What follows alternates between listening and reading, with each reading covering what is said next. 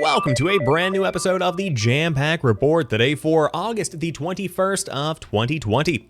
Of course, my name is Samuel Adams, and this is a daily gaming news podcast meant to bring you the hottest news you need to know from around the industry. Hosted on YouTube and podcast services around the world 5 days a week, it is your one-stop shop for everything you need to know. So if you enjoy the show and you like what you see, hit that subscribe button and keep coming back for more. But today we are talking more about Xbox boss Phil Spencer and the statements he has made, saying that Xbox is focused on bringing more third parties to Game Pass. Head of Xbox, Phil Spencer, says the platform holder is focused on bringing more third-party games to the service.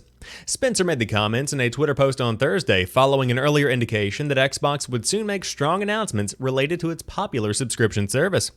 Currently, all first-party Xbox titles are released on Game Pass alongside their general releases, but third-party games typically arrive later, aside from a few exceptions. Earlier this month, Microsoft confirmed that Xbox Series X will launch in November, and that key launch title Halo Infinite has been delayed to 2021. In an interview, Spencer suggested the Game Pass could play a key role in the Series X's launch in the absence of Halo.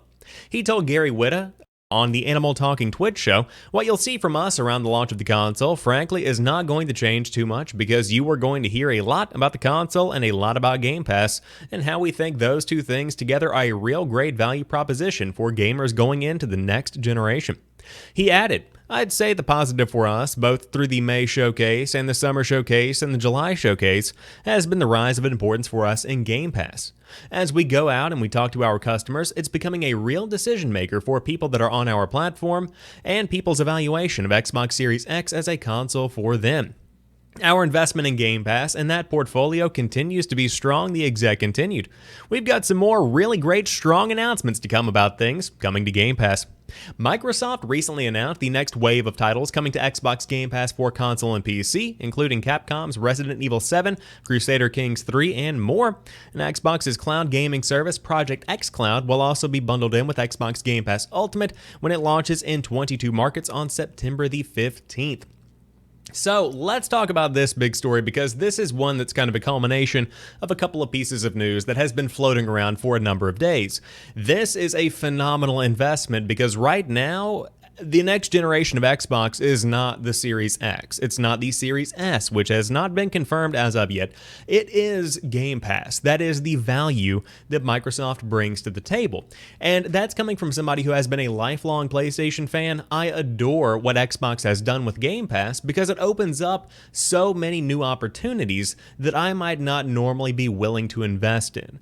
A perfect prime example is that last night I started playing Battletoads. This is not a game that I would normally be diving into on day one, if at all. I'm not really much for the side-scrolling beat-em-up kind of experience, but I thought, hey, it's on Game Pass, I already have access to it, I might as well go ahead and give it a shot. And so I started diving in, I got used to the gameplay loop, and it's fantastic. I'm really enjoying Battletoads, and I think that I'm not alone in that experience. People are diving into games that they might not normally even blink an eye at, and they're finding new passions, they're finding new genres, they're finding new franchises that they want. On top of that, you also have this reinvestment in the Xbox Game Pass ecosystem, because ultimately, for Xbox to really thrive through Game Pass as its big front-running experience, you have to have games that bring value to the service. And right now, it is a fantastic value. But there have to be these big third-party games. It would be ideal for big third-party games to come out and be on Game Pass on day one, like the upcoming Yakuza game. I think that's going to be a very important trendsetter for the next generation. But I think that everything that I'm saying right now, Microsoft and the team behind Phil Spencer already know. They are working actively on making that a reality, and that's what gets me excited the most about the next generation of Xbox. Now, you can break things down and you can compare the PlayStation 5 to the Xbox Series X, but ultimately both of them are bringing something new to the table this generation, whether it be through a fancy controller on the PlayStation 5 and an ultra-fast custom SSD, or on the Microsoft side of things, the ultra-fast SSD combined with all of these new services and subscriptions that give you incredible value for $15 a month. That is wild. So I'm excited to see what the future holds, but it looks like the future for the PlayStation side of things could hold some Demon's Souls. A new Demon's Souls rating leads to a suggestion it could be a PlayStation 5 launch game. PlayStation's remake of Demon's Souls has been rated, leading to speculation it could release alongside the PlayStation 5 console later this year.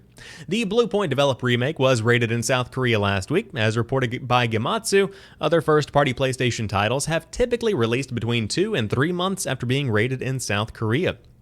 PlayStation 5 title Spider-Man Miles Morales was also recently rated in South Korea and officially scheduled to release alongside the next-gen console at the end of the year. PlayStation has said the Demon's Souls remake will, quote, invite players to experience the original brutal challenge, completely rebuilt from the ground up and masterfully enhanced with a new fractured mode. The updated version of the 2009 PlayStation 3 title, which was the precursor to the Dark Souls games, will allow players to choose between two graphics modes, one focused on fidelity and one focused on frame rate. This week, PlayStation 5's marketing boss called PlayStation 5's upcoming games roster the best lineup that we've ever seen in the history of PlayStation, and that is a direct quote. Eric Limpel made the bold comments in an interview with GI.biz in which he suggested there were still launch window games to be revealed. So far, PlayStation has confirmed Spider-Man Miles Morales and Astro's Playroom for the PlayStation 5's launch, as well as third-party titles such as Bugsnax and Assassin's Creed Valhalla. Beyond that, it is revealed new installments of Gran Turismo, Ratchet & Clank, and a remake of Demon's Souls, as well as a brand new Horizon Zero Dawn sequel are also on the way. Quote, the content that will be in the launch window and beyond is incredibly exciting, Limpel told GI. I would say that this is the best lineup that we've ever seen in the history of PlayStation between our worldwide studios groups and our partners from all the different publishers around the world. We've revealed some of that content, and naturally there will be more to come, but the way that the developers can engage with this platform and create these new experiences with known IP as well as unknown IP is incredibly exciting. And of course, we talked more about the PlayStation 5 upcoming games statements on yesterday's episode if you did want to go back and give it a look, but ultimately this is exciting because we need to flesh out these launch windows, and there has to be a larger roster of games that justify getting in on a PlayStation 5, that justify getting in on an Xbox Series X. I need to know what games are going to be coming out this holiday season. And right now, there is so much uncertainty around that that I think a lot of people are wary about the next console generation, at least getting started right off the bat. And there are so many challenges that have been faced this year from developers that it's understandable, and to some degree it's justifiable, that there are these holdups, there are these limitations, because nobody expected a pandemic to impact the development cycle of games around the world, let alone the launch of a new console generation. Quite frankly, it's amazing that this is all still on track as much as it is, if we're being quite honest with each other. But hopefully Demon's Souls is a launch game because, again, whether you're on the Xbox side of the fence or the PlayStation side of the fence this holiday season, there are not that many games that have been revealed. Ultimately, for the big next generation launch, the only real exclusives that we have are Spider-Man Miles Morales. That's kind of it. Now, of course, there are third-party games, but when it comes down to a game you can only play on one or the other, not too much going on in that world. But you could be playing Crysis Remastered because it has officially gotten its release date, and of course it is not confirmed for the Xbox Series X or the PlayStation 5 outside of backwards compatibility, but the game is coming to Xbox One, PS4, and PC on September the 18th, and developer Crytek has released a fresh trailer offering the sneakiest of peeks at the new tech featured in its enhanced first-person shooter. Cast your mind back a few months and you might remember Crysis Remastered's unofficial debut via a leaked trailer, which it's fair to say was not particularly well received by the Crysis community, with many coming away disappointed by the improvements they saw. Crytek quickly sprang into action, telling fans, quote, "We have seen all the reactions, the good and the bad, and we are listening." It also said it had taken the decision to delay Crysis Remastered by a few weeks on all platforms in order to get the experience up to the PC and console breaking standard you have come to expect from PC games. Switch owners received their version of the game in July, and it was a remarkable bit of work according to Digital Foundry. But Xbox One, PS4, and PC players were offered no indication of when Crysis Remastered might finally re-emerge from its cave of correction. Now, according to that new report, the lingering question has now been answered with a tweet from Crytek, which confirms all remaining platforms will now see the game on the 18th of September. Additionally, the company has released what it's calling a tech trailer preview, showcasing some of the enhancements, such as ray tracing on PS4 and Xbox One, plus hardware ray tracing and DLSS on PC, that it's been beavering away on during the delay. Have a chance and a glance, and you'll find at least a few glimpses of Crysis Remastered's makeover, which, as detailed in the company's press release, includes high-quality textures up to 8K, HDR support, temporal anti-aliasing, screen space direction occlusion, global illumination, state-of-the-art depth fields, new light settings, motion blur, parallax occlusion mapping, screen space reflections and shadows, as well as new and updated particle effects and more. If nothing else, I am now hankering for sun-kissed climbs, says the author at Eurogamer. Presumably, a full tech trailer will arrive ahead of Crysis Remastered September release on PS4, Xbox One, and the Epic Game Store, where it will cost, can't talk today, $29.99, which is around £22. And so, there you have it. We now have the new look at what Crysis is going to be bringing to the table, which is a breath of fresh air as compared to what we saw before, because that original release did not look that great. Now, of course, you watching this video is not going to do the trailer justice. I would highly encourage you to go check it out for yourself on the official outlets, but very much so impressive work here by the Crytek team. I'm very excited to see what comes of this game, and I probably will be diving in on day one because I love Crysis and I have been itching for a good first-person shooter to get back into. Now, it is worth mentioning, this is fake, for lack of a better phrase, ray tracing. It is software ray tracing on consoles. So whenever you see the terms ray tracing being thrown around for the Xbox One X and the PlayStation 4 Pro, that's just quite frankly not the case. Now, it does scale. There are different features that you can find on the PlayStation 4 version of the game, on the Xbox One version of the game, and the PC version of the game, as compared to the Nintendo Switch as well. But ultimately, the game looks great. I'm excited to dive into it later on this year. And again, the release date is now September the 18th.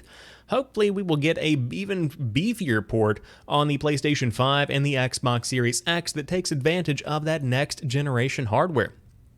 And now we have an update on the Apple versus Epic situation, with Apple countering Epic's antitrust arguments, saying that Epic requested a special deal.